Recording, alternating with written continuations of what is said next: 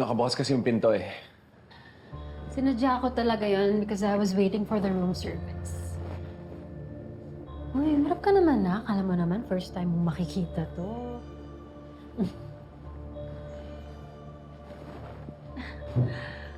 Ano ka ba? Chill ka lang. Relax. I'm sorry again. Well, Trixie, kaya ako pumunta rito kasi may gusto sana ako ipakiusap sa'yo. Ano yun? Just in case magtanong si Vanessa, pwede bang huwag mo sabihin sa kanya magkasama tayo dito sa Singapore? Ayoko kasi mag-isip siya ng kung ano-ano eh.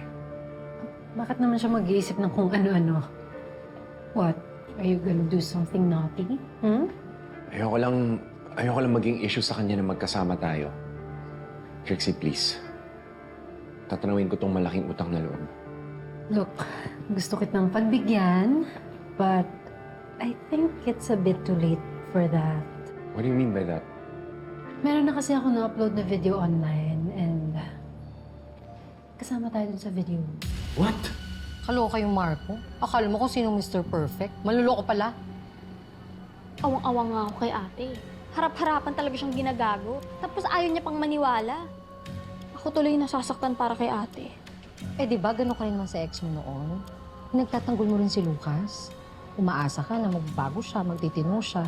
Ginagago ka rin naman nun eh. Sinasaktan pa. Pwes, natuto na ako. Ang mga lalaking katulad ni Kuya Marco at ni Lucas, hindi dapat binibigyan ng second chance yan. Ang dapat sa kanila, iniiwan. Ang kaibahan niyo lang ni Ate Vanessa, silang dalawa, kasal. Kayong dalawa ni Lucas, live-in lang. Hindi niya basta-basta maiiwan yun. Lalo may anak sila. Maliban kung matulad si Kuya Marco kay Lucas, bigla na lang siyang natagpo ang patay. Hindi. Pinatay.